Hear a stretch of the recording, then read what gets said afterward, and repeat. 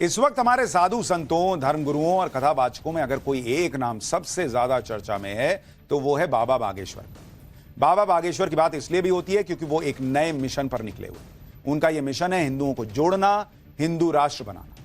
लेकिन हिंदुओं को जोड़ना आसान नहीं है क्योंकि जातियों में हिंदू समाज बटा है, जिसका फायदा वो लोग उठाते हैं जिन्हें हिंदुओं को आपस में ही बटे रहने में फायदा दिखता है। बाबा बागेश्वर पिछले कई सालों से लगातार सनातन धर्म का प्रचार प्रसार कर रहे हैं। देश भर में आध्यात्मिक चेतना के लिए रामकथा कर रहे हैं।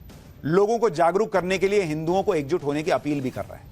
लेकिन बाबा बागेश्वर के इस मकसद में एक ही समस्या आड़े आ रही। उनका मानना है कि जब तक देश का हिंदू जातियों में बटा रहेगा तब तक सनातन हिंदू राष्ट्र का सपना पूरा हो ही नहीं सकता। इतिहास गवाह है कि जब जब लोग जातियों में बटे हैं तब तक इस देश में विपदा और संकटों का सामना करना पड़ा है। लेकिन अब ऐसा ना हो, इसके लिए बाबा बागेश्वर हिंदुओं को जोड़ने के लिए देश भर में पदयात्राएं करने जा रहे हैं। पहली पदयात्रा 21 नवंबर को बागेश्वर धाम से शुरू होने जा रही है, जो ओरछा तक जाएगी। इस दौरान उनके साथ हजारों की संख्या में हिंदुओं के जुटने की उम्मीद है। इस पदयात्रा से पहले बाबा बागेश्वर ने एक प्रेस कॉन्फ्रेंस की, एक डिमांड रख दी। इसके बारे में आपको बताऊंगा, लेकिन पहले यह समझिए कि बाबा बागेश्वर की इस यात्रा को लेकर किस तरह का माहौल है।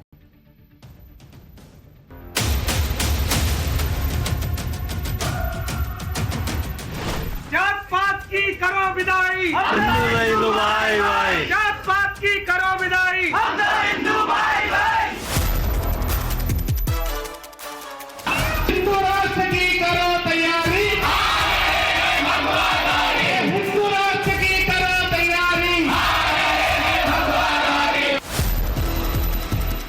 देखिए, अभी हमारा हिंदू राष्ट्र का विचार नहीं है। इस यात्रा में तो पहले हिंदू बनाने का विचार है, वो भी कट्टर है।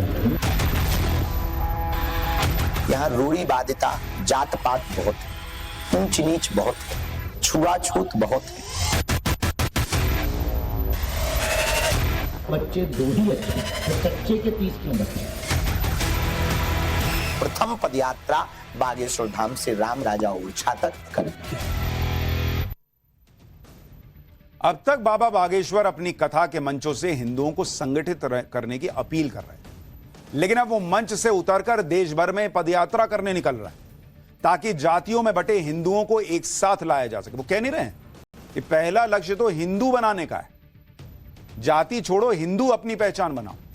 बाबा बागेश्वर का मानना है कि हिंदू राष्ट्र से पहले लोगों का कट्टर हिंदू होना जरूरी है। आगे बढ़ने से पहले आप यह समझिए कि बाबा बागेश्वर के मुताबिक कट्टर हिंदू की परिभाषा है क्या, क्योंकि बहुत से लोग बाबा बागेश्वर के इस बयान को लेकर भ्रम फैलाने की तैयारी कर चुके हैं। इसलिए ऐसे लोगों को अपना एजेंडा चलाने से पहले बाबा बागेश्वर ने साफ साफ शब्दों में इसके पीछे का कारण बताया।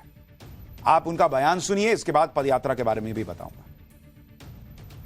देखिए, अभी हमारा हिंदू राष्ट्र का विचार नहीं है। इस यात्रा में तो पहले हिंदू बनाने का विचार है, वो भी कट्टर हिंदू। हिंदू सब है यहाँ। अब तुम ये मत कर देना कि हमारा काट के नया बयान चला दो, ये बड़ी दिक्कत है यहाँ पे। तो हिंदू सब है, ये मत कह देना कि बाबा बागेश्वर बाबा ने कह दिया हिंदू नहीं।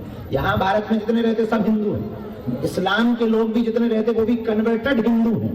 ईसाई भी इस देश में जितने रहते वो भी कन्वर्टेड हिंदू ईसाई हैं। सब हिंदू ही हैं। बाकी लोग तो नहीं, तो जो वास्तविक मुसलमान है वो तो अरब देशों में। हाँ, बाकी जितने बदले वाले हैं वो भारत में। सब हिंदू हैं, लेकिन हमें इस देश में कट्टर हिंदुओं की कमी है। तो कट्टर हिंदू बनाने के लिए हम पदयात्रा करें। यानी बाबा बागेश्वर के मुताबिक जो अपनी जात पात को छोड़कर अपनी पहचान हर परिस्थिति में सिर्फ हिंदू रखे, वो व्यक्ति कट्टर हिंदू। बाबा बागेश्वर ये मानते हैं कि जातियों में बटा हिंदू समाज सनातन हिंदू राष्ट्र में सबसे बड़ी बाधा है। इसलिए पदयात्रा के जरिए वो लोगों से फेस टू फेस मिलकर जातिवाद के बारे में समझाना चाहते हैं। आगे बढ़ने से पहले आपको बाबा बागेश्वर की पहली पदयात्रा के बारे में भी बताता हूं। यह पदयात्रा 21 नवंबर को बागेश्वर धाम से शुरू होकर 30 नवंबर को ओरछा धाम तक पहुंचेगी। करीब 160 किलोमीटर की इस पदयात्रा को 9 दिन में पूरा किया जाएगा। इस दौरान रोजाना करीब 20 किलोमीटर की दूरी तय की जाएगी। जो लोग इस यात्रा में जुड़ना चाहते हैं उनको इसका शेड्यूल भी देखना चाहिए। 21 नवंबर को यह यात्रा बागेश्वर धाम से शुरू होकर कदारी गांव में पहुंचेगी, जहां रात को विश्राम की व्यवस्था है। दूसरे दिन यह पदयात्रा छतरपुर जिले के पेपटेक टाउन पहुंचेगी। 23 तारीख को नौगांव पहुंचेगी। इस दौरान देश के दूसरे संत भी इसमें जुड़ जाएंगे। 24 नवंबर को चौथे दिन नौगांव से शुरू होकर यात्रा देवरी नाम के कस्बे में पहुंचेगी। 25 तारीख यानी 5वें दिन यात्रा मऊरानीपुर पर पड़ाव करेगी। इसके बाद 26 नवंबर को घुराट, 27 तारीख को निवाड़ी गांव, 28 तारीख को यात्रा ओरछा से पहले तिगट्टा गांव में रुकेगी और 29 तारीख को ओरछा धाम पहुंच जाएगी। बाबा बागेश्वर भगवान राम राजा सरकार की पूजा अर्चना करेंगे। इसके बाद वहां मौजूद हिंदुओं को एकजुट होने के लिए 7 शपथ दिलवाएंगे। इस पदयात्रा के दौरान बाबा बागेश्वर कोई चरण पादुका तक नहीं पहनेंगे, यानी वो नंगे पांव चलेंगे। और इसके अलावा बाबा बागेश्वर ने इस यात्रा में बच्चों, बुजुर्गों, बीमार लोगों को आने से मना किया है। साथ ही बाबा बागेश्वर ने हिंदुओं से एक और अपील की है, आप उन्हीं के मुंह से सुनिए। इसके बाद दलितों को लेकर बाबा बागेश्वर ने कौन सी बड़ी बात कही है वो भी सुनवाओ। हिंदू धीरे धीरे घट रहा है, उनके ऊपर लगातार प्रायोजित तरीके से अत्याचार किए जा रहे और हिंदू समाज अभी भी चुप बैठा है। यह बात हमारे दिल में बहुत ज्यादा चुभ गई। अब हमने विचार किया कि तालियां बजाने से हिंदू राष्ट्र नहीं बनेगा, केवल बात करने से हिंदू राष्ट्र नहीं बनेगा, हिंदू हिंदू कहने से भी हिंदू राष्ट्र नहीं बनेगा। तब हमारे मन में पूज्य गुरुदेव की प्रेरणा से एक विचार आया। जिस क्षेत्र में हम रहते हैं, आप लोग रहते हैं, ये बुंदेलखंड क्षेत्र है। यहाँ रूढ़िवादिता, जात पात बहुत है, ऊंच नीच बहुत है, छुआछूत बहुत है, जिस कारण से समाज में एकता नहीं होती और हिंदू एक नहीं हो पाते। तो हमने प्रण लिया है, हम हिंदुओं को जात पात से ऊपर उठाने के लिए 160 किलोमीटर की प्रथम पदयात्रा बागेश्वर धाम से राम राजा ओरछा तक 21 नवंबर से 30 नवंबर तक करेंगे। बाबा बागेश्वर की सोच एकदम क्लियर, हिंदुओं को एकजुट करना है। और इस पदयात्रा को लेकर लोगों में किस तरह का उत्साह है, इससे जुड़ा एक वीडियो वायरल हो रहा है। यह ग्वालियर के एक सिनेमा हॉल का वीडियो है, जिसमें लोगों के साथ बाबा बागेश्वर की पदयात्रा की जानकारी शेयर की गई। इसे सुनने के बाद लोग उत्साहित होकर सनातन से जुड़े नारे लगाने लगे।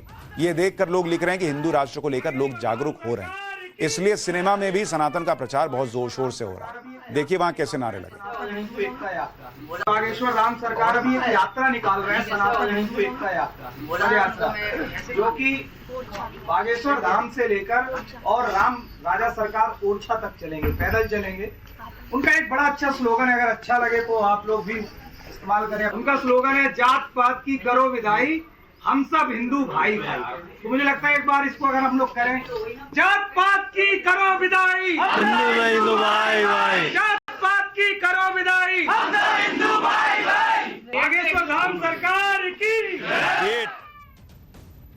बाबा बागेश्वर एक तरफ जाति में बटे हिंदुओं को एकजुट करने का आह्वान कर रहे हैं, दूसरी तरफ सनातन हिंदू मंदिरों में जातिवाद खत्म करने के लिए भी बहुत बड़ी बात कह रहे हैं। बाबा बागेश्वर ने देश के शंकराचार्यों और संतों से अपील की है कि मंदिर के पुजारी के रूप में पूजा करने का अधिकार दलितों को भी मिलना चाहिए। बाबा बागेश्वर का मानना है कि देश का दलित पहले एक हिंदू है, इसलिए उसे भी भगवान की सेवा करने का अधिकार है। सुनिए बाबा बागेश्वर ने कितनी बड़ी बात कही। वैदिक परंपरा का अनुसरण करने वाले, वैष्णव परंपरा की मान्यता को पूर्ण रूप से मानने वाले हमारे इस देश के शंकराचार्य, हमारे देश के महामंडलेश्वर, अगर हमारे हाथ में होता तो हम आज ही घोषणा कर देते। जितने शंकराचार्य मठों के आचार्य हैं, हम उनसे प्रार्थना करेंगे सामाजिक समरसता के लिए, सबको एक करने के लिए बेझिझक इस प्रकार की व्यवस्था होनी चाहिए। हम ये नहीं कहते कि कौन होना चाहिए, हम ये कहते हैं कि इस देश में ना दलित है, ना पिछड़े हैं, ना बिछड़े हैं, तो सब होने चाहिए। जब हम हिंदू ही बना रहे हैं तो फिर कौन इसमें दलित बच रहा, कौन इसमें पिछड़ा बच रहा? जब हम ये मैटर ही खत्म कर रहे हैं तो फिर तो सबको मिलना चाहिए अधिकार, और वर्तमान में ऐसा अधिकार सब जगह होना प्रारंभ भी हो गया है। तो हमारे शंकराचार्यों से और आचार्यों से भी प्रार्थना है, इस बात पर बहुत पुरजोर तरीके से व्यवस्था पर हम सबको समर्थन करना है कि इस देश में अब ना कोई दलित है, ना कोई पिछड़ा है, ना कोई बिछड़ा है, ना कोई ब्राह्मण है। जब सब हिंदू हैं तो हिंदू ही मंदिर का पुजारी है। यानी बाबा बागेश्वर का सिंगल पॉइंट एजेंडा है, जाति के नाम पर भेदभाव मत करो, हिंदू हो यही पहचान रखो।